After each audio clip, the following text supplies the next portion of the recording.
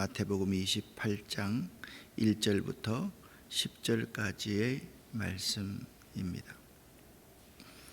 마태복음 27장의 기록이 가장 슬픈 이야기라면 28장의 내용은 가장 기쁜 이야기. 그러니까 28장의 내용을 요점적으로 정리해보라. 두려움과 기쁨의 사건이다 라고 정리해 볼 수 있겠습니다. 왜냐하면 예수께서 사망의 권세를 깨뜨리시고 죽은 자 가운데서 부활하셨기 때문입니다. 이것은 그 어느 누구도 상상치 못했던, 설마 그런 일이 일어나려고 라고 했던 사건의 실제적인 증거이기 때문입니다. 부활은 이제 예수 믿는 자들에게 가장 중요한 믿음의 근원이 되었습니다. 부활은 예수 믿는 자들에게 목숨과도 바꿀 수 있는 믿음의 동력이 되어버리고 있는 것입니다. 어제 27장 62절부터 66절에 보면 파수꾼이 무덤을 지켰는데 이 파수꾼은 천부장 아래에 있는 군사들이 아니었습니다. 대제사장이 자기 수하에 부리고 있는 병사들이었기 때문에 천부장의 군사들보다 이들은 훨씬 더 강력하고 엄격하게 예수의 무덤을 지키는 경비병들이 두 겹, 세 겹으로 에워싸고 있었습니다. 대제사장과 바리새인들은 자기들의 소원대로 예수를 십자가에 못 박은 후에도 안도감을 느끼지 못하고 오히려 불안하고 두려움에 쌓여 있었습니다. 왜냐하면 예수께서 살아계실 때 내가 사흘 후에 살아나리라, 그리고 너희보다 먼저 갈릴리로 가리라 라고 말씀하신 사실을 그 어느 누구보다도 그들은 잘 알고 있었기 때문입니다. 그들은요, 그들과 원수지간에 있었던 빌라도를 찾아가서 주여, 저 속이던 자가 살아있을 때 말하되, 여기 저 속이는 자는 누굽니까? 죽은 예수입니다. 그런데 이상합니다. 벌써 자기들이 죽였는데 저 속이는 자라고 살아있는 자처럼 묘사하고 있다는 겁니다. 이런 느낌이 들지 않습니까? 저 속이는 자가 살아있을 때에 말하되, 분명히 죽였는데 그들 속에 엄청난 불안과 두려움이 있다는 것을 이 단어는 저 속이는 자가 라는 단어에서 알 수 있습니다. 내가 사흘 후에 다시 살아나리라 한 것을 우리가 기억하노니 그렇게 말씀하고 있습니다. 더욱이 그들은 예수님의 부활을 확실히 믿지는 않았지만 혹시나 제자들이 시체를 훔쳐간 후에 부활했다는 소문을 퍼뜨릴 가능성이 있다고 계속 불안을 느꼈던 것입니다. 그들 스스로가 시나리오를 써가고 있었던 것입니다. 따라서 그들은 빌라도에게 찾아가 3일 동안 예수의 무덤을 굳게 지키게 해달라고 요청했습니다. 그러니까 당신이 예수의 무덤을 지켜주십시오가 아니라 자기들이 예수의 무덤을 사흘 동안 철저하게 지키게 해달라고 요청했다라는 것입니다. 그의 제안을 들은 빌라도는 너희에게 파수꾼이 있으니 가서 힘대로 굳게 한번 지켜보아라 허락했으며, 그들은 돌을 이렇게 임봉하고 자기들의 최정예 병사로 예수의 무덤을 지키고 있었던 것입니다. 이 무덤은 아레마다의 부자 요셉이 자기를 위해서 만들어둔 무덤이었습니다. 어제 여러분에게 말씀을 나눌 때 아레마다 사람 요셉이 와서 빌라도에게 급히 와서 예수의 시체를 내어달라라는 정언을 마태가 했을 때 마태 공동체의 사람들은 전율이 흘렀을 것이다, 그 말씀을 드렸습니다. 깜짝 놀랐을 것입니다. 왜냐하면 구약 성경에 메시아가 와서 부자의 무덤에 묻힐 것이라는 예언이 있었기 때문입니다. 오늘 그렇게 임봉한 무덤에서 이제 예수님께서 부활하시는 장면이 28장 1절부터 10절에서 나옵니다.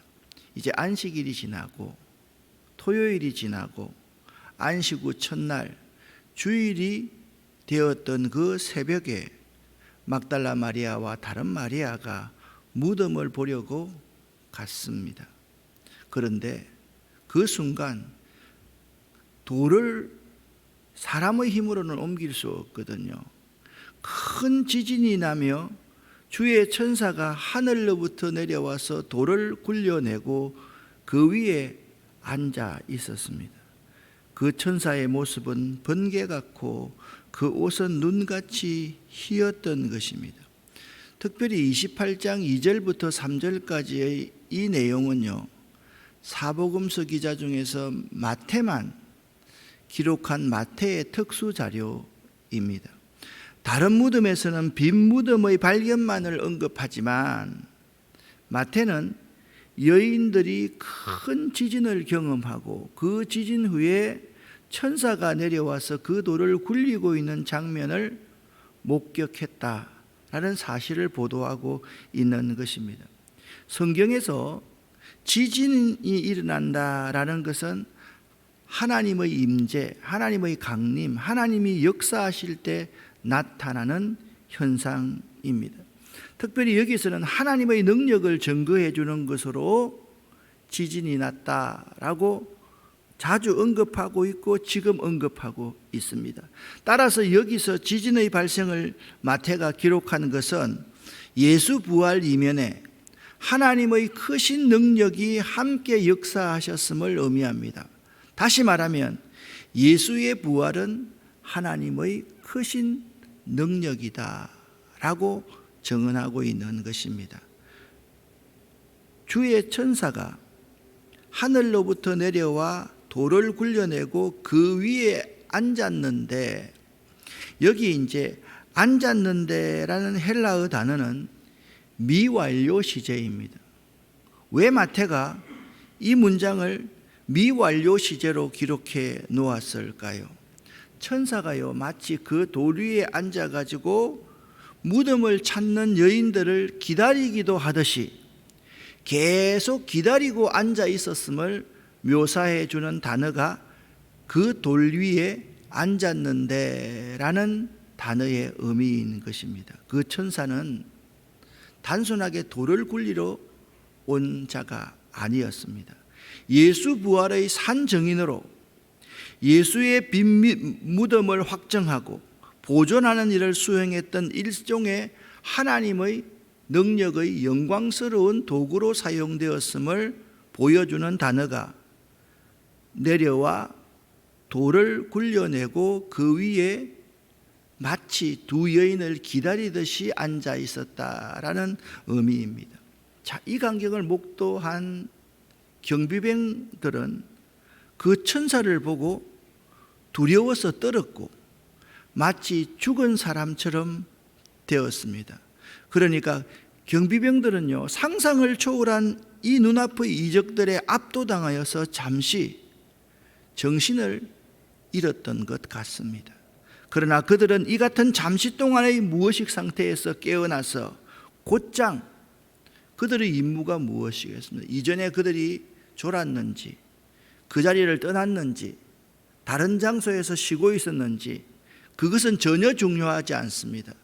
이 엄청난 이적을 경험한 경비병들이 할 수 있는 일은 곧장 성내로 달려가서 그들의 목격담을 전하게 됩니다. 돌이 굴려졌어. 무덤이 비어 있어. 천사가 그 돌 위에 앉아 있어. 그들의 떠벌리듯한 이 놀라운 증언은 순식간에 온 성에 퍼지기 시작했습니다. 아울러 그들은 그들의 상관에게도 보고했습니다. 진정 그들은요, 예수 죽음과 부활의 해방군이 아니었습니다. 너무나도 확실한 정인의 역할을, 그들은 예수 부활을 방해하려고 서 있는 방해꾼의 역할로 세워놓았는데, 누가? 대제사장들이. 서기관들이. 그런데 그들이 나와서 되려 예수의 부활을 증거하고 있었던 것입니다. 참고로 참 흥미있는 사실을 발견했습니다. 요한계시록 1장 17절에 보면 사도 요한이 부활의 주님을 만났을 때 죽은 자 같이 되었다라고 표시하고 있습니다. 아마도 그 시대에 정말 그들이 이해할 수 없는 놀라운 사실을 체험하게 되었을 때, 신앙적으로 체험하게 되었을 때 마치 죽은 자처럼 되었다라는 표현이 통용되던 그러한 시대였던 것 같습니다. 5절과 6절 말씀을 봅니다. 천사가, 돌 위에 앉아있는 천사가 그 두 여인들에게 말하여 이르되 너희는 무서워하지 말라. 십자가에 못 박히신 예수를 너희가 찾는 줄을 내가 아노라. 미완료 시제의 의미가 무엇인지 아시겠죠? 이 천사들은요, 이 두 여인을 기다리고 있었습니다. 두 여인이 올 줄 이미 알고 있었던 것입니다. 그가 여기 계시지 않고 그가 말씀하신 대로 살아나셨느니라. 여기 매우 중요한 말이 그가 여기 계시지 않고가 아닙니다. 그가 말씀하신 그대로 살아나셨다라고 천사들이 증언하고 있으며, 와서 그가 누우셨던 것을 보라 하면서 그 무덤이 빈 무덤이었음을 천사가 증언하고 있습니다. 깜짝 놀랐습니다. 아마도 경비병들이 잠깐 실신했던 것보다 더 놀라운 엄청난 체험을 이 두 여인은 하게 되었던 것입니다. 천사는 여인들이 지금 무엇을 하고 있는지를 알고 있었습니다. 이러한 천사들의 알매서 마태의 강조점은 십자가에 못 박힌 예수인데, 예수께서는 분명히 십자가에 못 박혀 죽었다, 그것이 팩트입니다. 이러한 죽음에 대한 팩트를 강조하는 것은 분명한 죽음이 분명한 부활의 전제가 되기 때문입니다. 그냥 허상이 죽어서 부활했다, 그게 아닙니다. 분명한 예수의 죽음이 이렇게 분명하게 실상으로 부활의 증거이다, 그 점을 우리에게 보여주고 있는 것입니다. 또한 천사들이 두 여인이 올 것을 다 알고 있었고 두 여인의 의도가 무엇인지를 다 알고 있었다는 것은 앞으로 이 제자들이 이 소식을 듣고 예수를 죽음을 무릅쓰고 따른다면 결코 혼자가 아니다, 하나님께서 함께 하신다라는 사실을 그들에게 확정적으로 보여주고 있는 것입니다. 부활을 믿고 이 예수의 부활을 증언하는 자들은 혼자 있는 것이 아니라 이렇듯 하나님이 임마누엘 하신다, 그 점을 보여주고 있었던 것입니다. 동시에 예수에 대한 이 여인들의 신실함을 인정하고 있는 대목이기도 합니다. 실로 막달라 마리아와 다른 마리아는 신실한 믿음을 가진 여인이었습니다. 저는 신앙생활에서 가장 중요한 것은 신실함, 성실함, 꾸준함이라고 생각합니다. 여러분 어떻게 생각하십니까? 좋을 때 자기 스스로가 체험적으로 은혜 받았다고 느낄 때는 그냥 팍 끌었다가 조금 안 좋은 상황이 있고 실망하고 좌절할 상황이 있으면 금방 식어버렸어.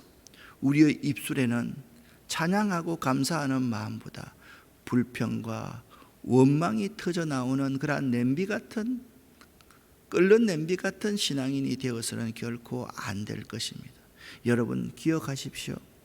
신앙에는 참 중요한 것이 신실함입니다.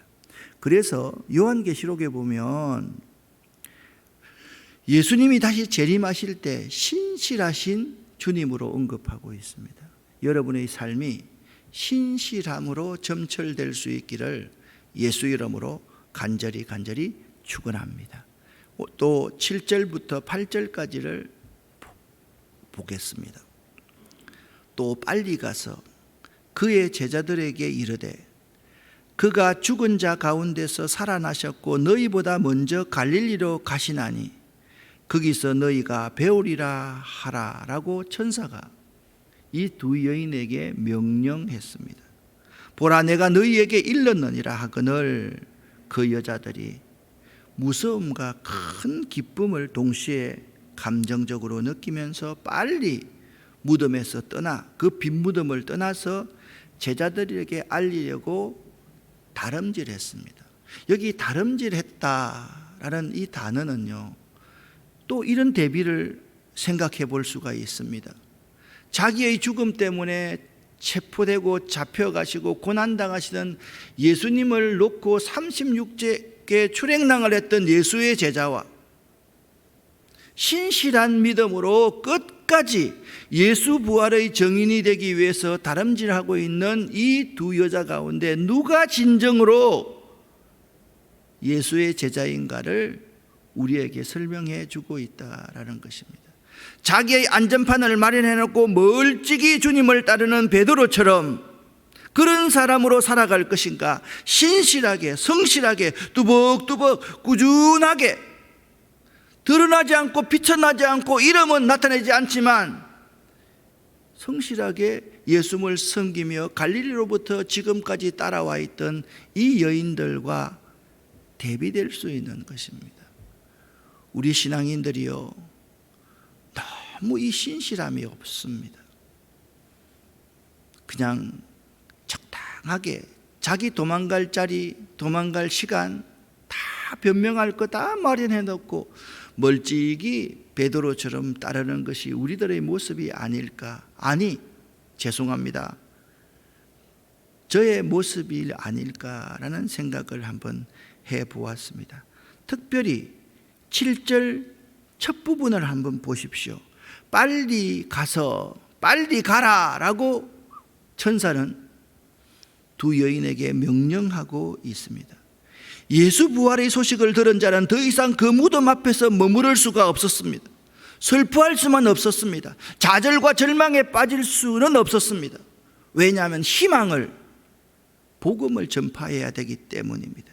천사들은 그 여인들에게 예수 부활의 메시지를 가지고 황급히 전하라는 중요한 사명을 맡기셨습니다. 권유가 아니라 촉급한 명령이었습니다. 지금도 마찬가지입니다. 항상 무덤 앞에서, 봉인된 무덤 앞에서 울고 있는 성도들이 있습니다. 그런 사람들만 있습니다. 여러분, 우리 개신교의 십자가와 로만 캐슬릭 처치의 십자가가 다른 점이 무엇인지 아십니까? 그들은 여기 위에 죽으신 예수님이 달려 있습니다. 그러나 우리는 예수님이 이 십자가에 매달려 있지 않습니다. 무엇을 말씀하고 있습니까?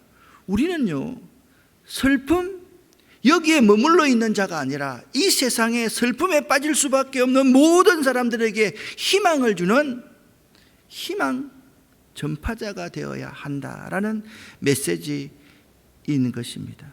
특별히 7절 말씀에서 천사가 이렇게 말합니다. 그의 제자들에게 이르되, 천사들의 부활의 소식을 예수의 제자들이 바로 알기를 원하고 있는 모습을 볼 수가 있습니다. 이 명령은, 이 놀라운 부활의 소식은 예수의 제자라고 한다면 누구든지 꼭 믿어야 한다는 분명한 가르침인 것입니다. 그 메시지는 이렇습니다. 그가 죽은 자 가운데서 살아나셨다. 그가 죽은 자 가운데서 살아나셨다. 한 말씀을 더 붙인다면 그가 말씀하신 대로 죽은 자 가운데서 살아나셨다. 아멘. 저는 이 사실을 믿습니다. 여러분도 꼭 믿으시기를 예수 이름으로 간절히 축원합니다. 이렇게 말씀하고 있습니다. 보라, 내가 너희에게 일렀느니라. 여기 일렀느니라라는 헬라어 에이폰이라는 단어는 중요한 공적 선포를 할 때 사용되는 문구인데, 천사의 이 말은 계시의 증거자로서 예수 부활이 확정적임을 선포하고 있습니다. 여기 천사의 말은요, 천사의 말이 아니라 하나님께서 하신 말씀을 천사가 대변하고 있는 것입니다. 보라, 내가 너희에게 일렀느니라. 특별한 사실을 내가 공식적으로 선언하고 있습니다. 참 중요한 말씀입니다. 그 여자들은 두려움과 큰 기쁨으로 빨리 무덤을 떠나 제자들에게 알리려고 다름질했다라고 말씀하고 있습니다. 이것은 신앙인으로서 하나님의 초월적인 사건을 누구나가 체험할 때 생겨나는 심리 상태의 전형적인 모습이 두려움과 기쁨의 감정입니다. 이 초자연적인 사건 앞에 인간은 두려워할 수밖에 없으나 그 사건의 본질적으로 우리에게 다가오는 엄청난 체험, 하나님의 은총과 축복임을 자각할 때 엄청난 두려움이 한없는 기쁨과 동시에 느껴지고, 그것이 시너지 현상을 일으켜서 엄청난 두려움은 목숨을 건 기쁨으로 그 메시지를 전하게 될 수밖에 없음을 우리에게 말씀하고 있는 것입니다. 혹시나 우리에게 있잖아요, 엄청난 두려움만 있지, 체험만 있지, 그 체험이 내 삶 속에 다가와서 그 체험을 위해서 내가 목숨을 걸어야 되겠다, 어떤 것도 두려워하지 않아야 되겠다라는 믿음이 없다라고 하면 그 사람은 참된 신앙이라고 말할 수가 없습니다. 무서움과 큰 기쁨이라는 이 두 가지의 모순된 감정이 본질적으로 나에게 다가오는 하나님의 은총을 느끼게 되고 체험하게 되면 이 둘이 충돌되고 통일되면서 조화되면서 인간은 진정한 신앙의 희열을 느끼게 되는 것입니다.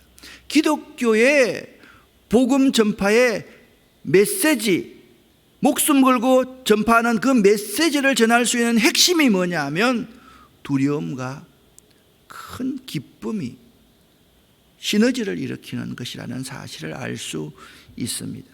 그 여자들이 제자들에게 알리려고 다름질할세 그 여인들이 천사의 말을 들은 후에 큰 기쁨에 차서 천사의 고지 명령을 제자들에게 전하려고 달려가는 모습은 그들의 기쁨이 얼마나 컸던지를 알 수 있는 대목입니다.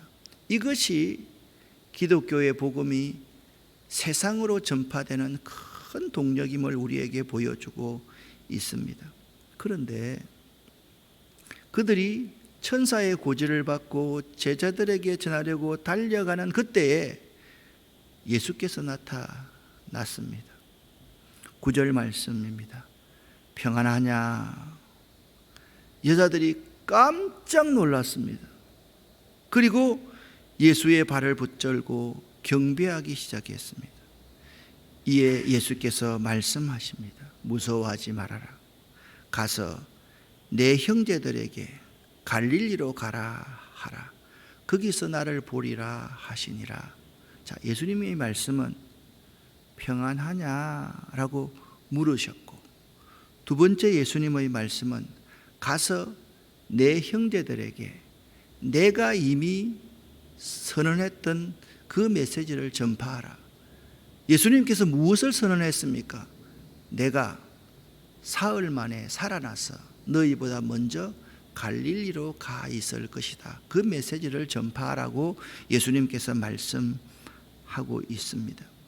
여기 예수 부활의 증거로 빈 무덤에 이어서 예수께서 사람들에게 현현하신 이야기가 나오고 있습니다.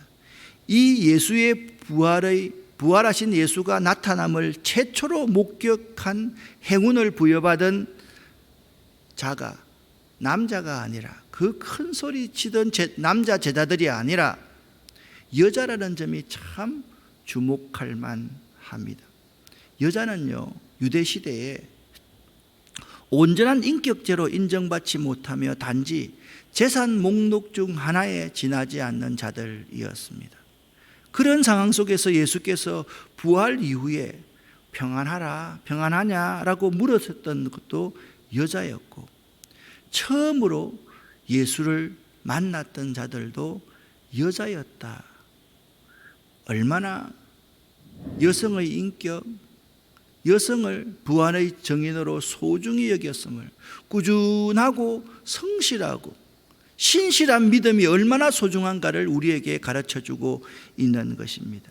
실로 예수께서는 부활의 산 정인으로서 여인을 택하심으로 최초의 범죄자 하와의 후손들이 겪은 슬픔과 고통을 변화시켜서 큰 소망과 위로가 되게 하셨던 것입니다.